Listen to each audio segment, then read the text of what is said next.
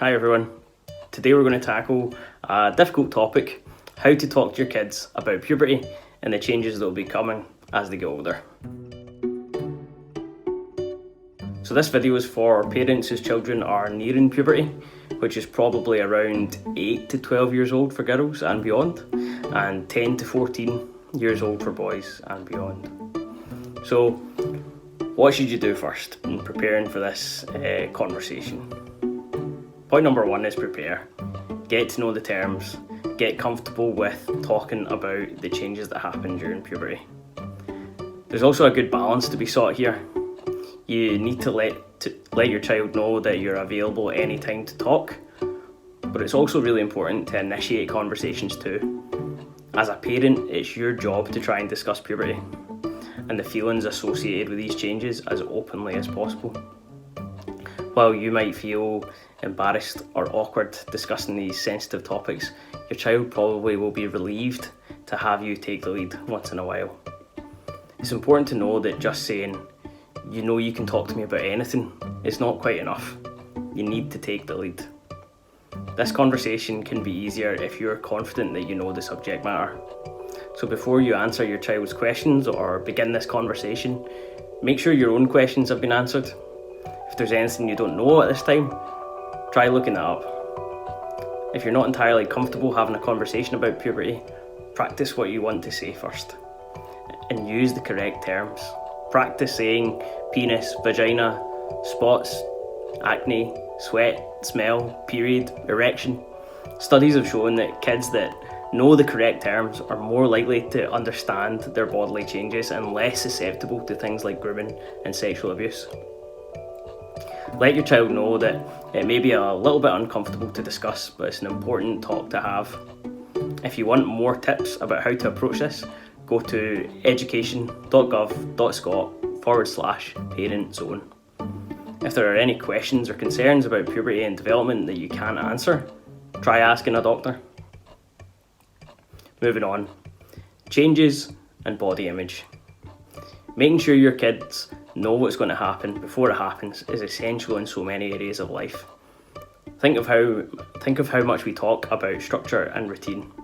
Puberty is no different, and it's healthy for young boys and girls to know what will be happening in their body and in others' bodies so that they can understand themselves and those around them.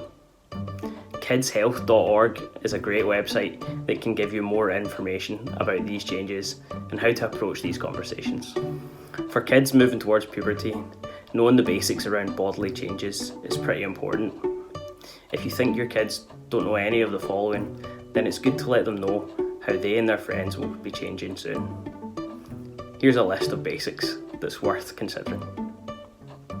Young girls will become more rounded, especially in the hips and legs. Girls' breasts will begin to swell and grow, sometimes one faster than the other. Girls and boys get pubic hair and underarm hair, leg hair becomes thicker and darker. Both girls and boys often get acne and start to sweat more. Both girls and boys have growth spurts. Boys' penises and testicles grow larger. Boys' voices change and become deeper. Boys grow facial hair and their muscles get bigger. Boys sometimes have nocturnal emissions, also known as wet dreams, which means they ejaculate in their sleep. Girls also begin menstruating once a month. It's important girls and boys know that this is her body preparing for pregnancy. A girl's uterine lining fills with blood in preparation for a fertilised egg. If the egg isn't fertilised, she'll have a period, and if it is fertilised, she'll become pregnant. Letting young boys and girls know this information, of course, may lead to discussions about sex and conception. We can talk about that in a further video.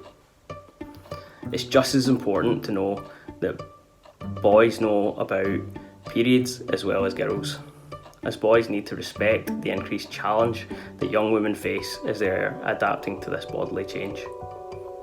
And lastly, a girl's period may last from 3 days to a week, and it's helpful for her to know, and boys to know, that there are sanitary pads and tampons to absorb this. Linked to bodily changes is, of course, hygiene. It's really important as adults to model good daily hygiene and encourage kids to develop and take responsibility for good hygiene habits on a daily basis. This is a time for change, and so hygiene habits must change as children get older. Encouraging and supporting your kids to wash their hands properly is hugely important, especially if they've touched their genitals. Let your daughters know where sanitary products are in the house, and if you're a single dad, perhaps connecting with women around you to find out the best options for a young girl's first products is a good idea. Mums and dads need to remind young boys to wash around their penis and under the foreskin as well. Single mums out there, if you're not sure how this works, talk to a trusted male friend or a doctor for an appropriate input on this. And lastly, I mentioned wet dreams earlier. How you support a young man to be prepared for their first nocturnal emission so that they're not confused or frustrated or concerned about wetting the bed is really important. Letting your child know that this might happen, and it's easy enough to change the sheets and even get them involved in washing up after themselves, could be really helpful for family life. Changes in feelings. Talk to your child about the changes that can happen during puberty and how these might affect the way he or she feels and acts. It's good to reassure your kids that changes happen at different times and in different ways for each person, and if they need more space to talk or be alone because of these challenges around puberty, then let them know they can have this. Encourage your child to ask you questions and talk about his or her own body and how it's changing and any concerns that he or she might have. Once the initial discomfort of that challenging conversation is over, it's great to regularly check in to see how your kids are feeling about puberty and the changes they're experiencing. It's important to be sensitive to your child's changing emotions as he or she reaches puberty and let him or her know that you are there for them. Perhaps even trying to reflect back to this time in your life and how hard it was to manage emotions and figure out your own feelings would be handy. What would you have wanted to know then? Help your child to understand that no one should try and make them do anything that makes them feel uncomfortable or unsafe, or anything that they feel is inappropriate. Talk about what to do and who to tell if this happens. This brings us back to using the correct language to use around genitalia. The more they use the correct terminology, the less likely they are going to be groomed or groomed into any sexual abuse of any kind. Answer questions about sex and conception as they arise and encourage your child to ask about issues that they are unsure of or want to understand better. So there you go, parents. By no means an exhaustive list, but a good place to start for those parents who have kids who are nearing puberty and who will probably need to talk about this soon.